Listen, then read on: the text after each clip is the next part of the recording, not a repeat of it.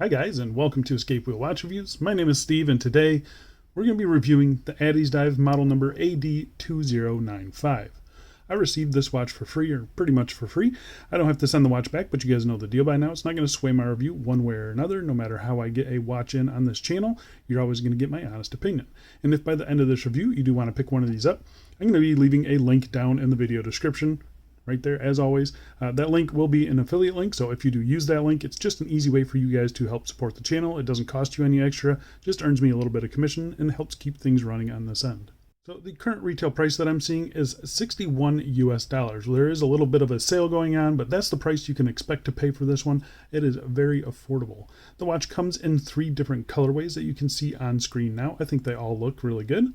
And the watch case is made of 316L stainless steel. It has a mineral crystal with anti-reflective coating, a push-pull crown, a screw-down case back, 100 meters of claimed water resistance. You've got Swiss Superluminova on the dial and the hands, and the watch is powered by the Seiko VK64 Mecha Quartz movement. So this is one of those watches where it's almost silly not to get the watch, go out and buy it if you like the looks of it. And after you see the full review, you'll see why I say that. So I say we get right into it, but before we do, let's do a quick wrist check today. Wearing the Thorn, you guys saw the tropical dial one. I'll leave the review for that up in the corner here. But this is the black dial one, the Thorn T03, and this is on a leather NATO strap. All right, so let's get into dimensions. Got a diameter of 38.1 millimeters, case thickness of 12.8, a standard 20 millimeter lug width, lug tip to lug tip of 46.1 millimeters. The watch head itself weighs 45 grams. Throw in the original strap. It weighs 60 grams. And here we are on my 7.5-inch wrist. I like this case size. I've had it before on some other watches. I liked it then. I still like it now. A little bit of hook down to the lugs, but they do sit up off the wrist there. So, I mean, it's obviously accentuated by the fact that this is a double pass nylon strap on it. But yeah, you'll see here in a bit that it's not so bad when you have a normal strap on here. So I say we put on a couple of those and we'll get back to this review. And here we are on a cut to size FKM. This one's got a little bit of texture to it. I think it brings out the champagne touches of the dial, which we'll talk about here in a little bit. But yeah, I've kind of been wearing it on one of these the most, and I think it just looks really good, nice and clean. And here we are on a gray suede strap. You can see there, nothing underneath the watch now, sitting really nice on wrist, very comfortable. Yeah, I just think this color combo looks pretty darn good. It allows the dial to just pop.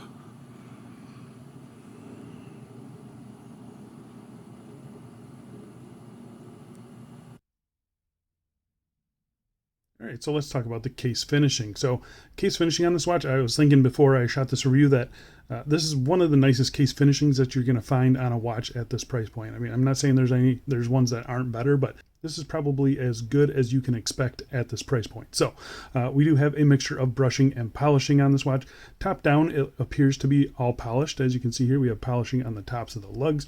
We have a polished bezel there as well, but flip it over to the side here and you can see there is a horizontal brushing on the case sides.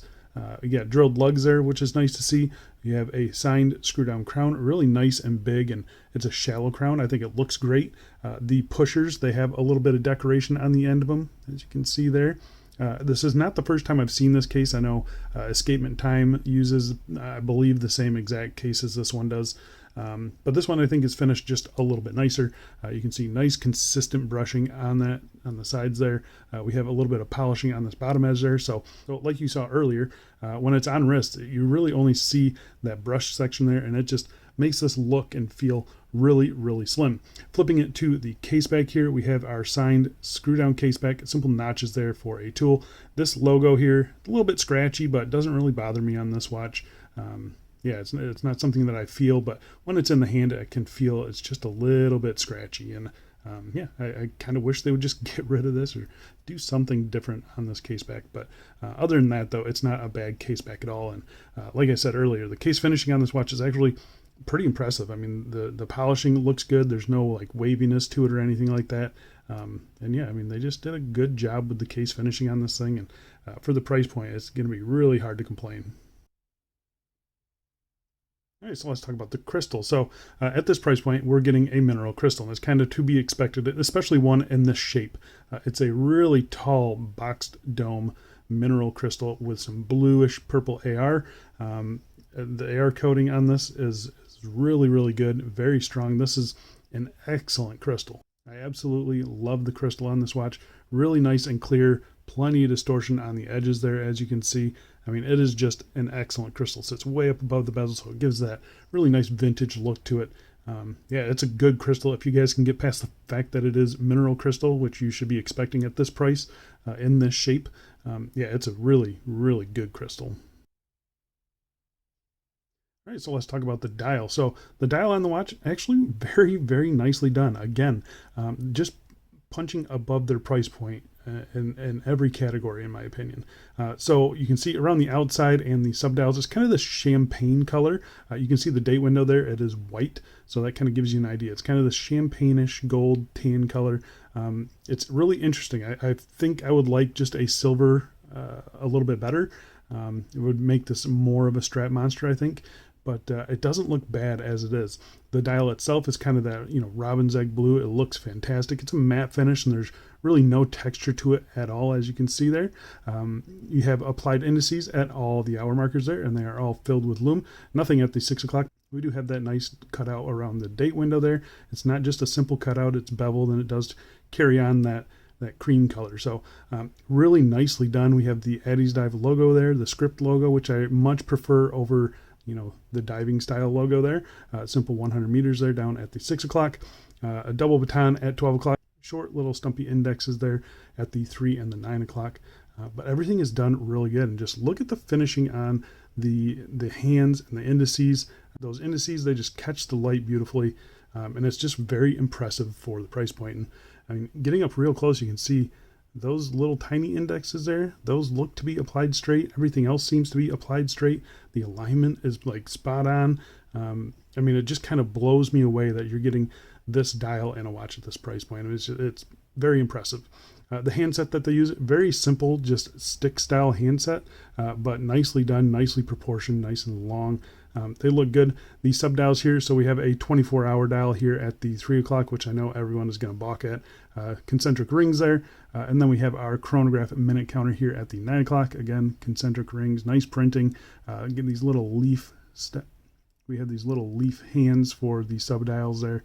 But again, just everything is done very nicely. And even the lume on this watch is pretty decent. So I'm going to pop it up against a couple other watches in the collection. Here you can see it. I mean, it's good for a chronograph. I'll say that. It's really good for a chronograph.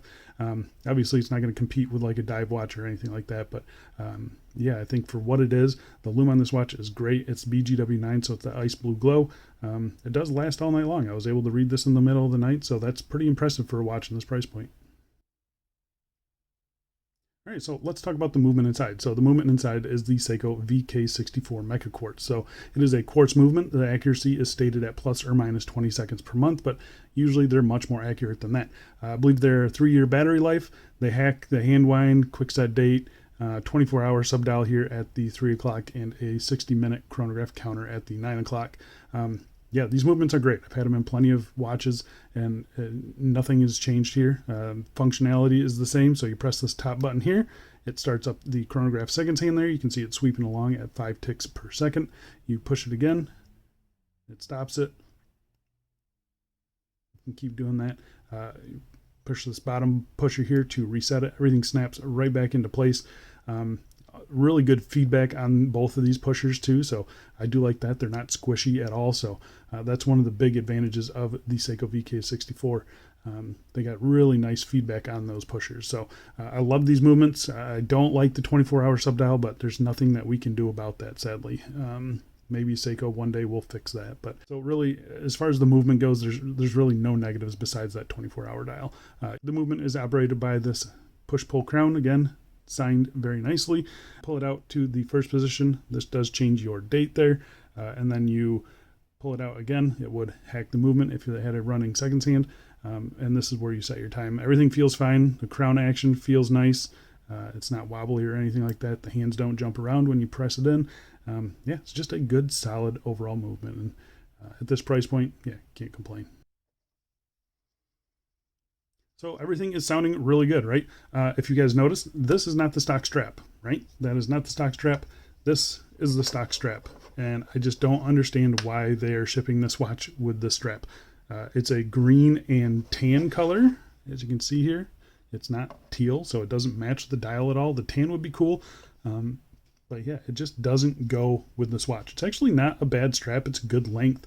But yeah, it's just not, I just don't understand what they were thinking. I mean, they're thinking to cut the price as much as possible, but they could have done a much better job choosing a different strap. Just a plain black one or like a dark gray one would have been a lot better.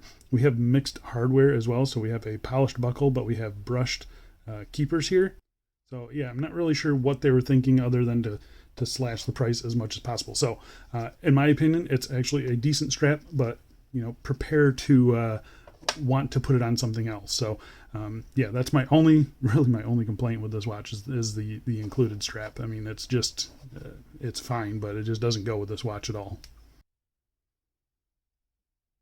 So there you go, guys. About $60 or so, maybe a little bit extra. You're getting a really cool looking chronograph, really nice crystal, good lume, solid, reliable movement, really nice case finishing, and a strap that doesn't match anything. So prepare to you know, swap out the stock strap for, you know, something like this, or you know, maybe spend an extra 15 bucks and get it on a cool FKM cut to size strap like that.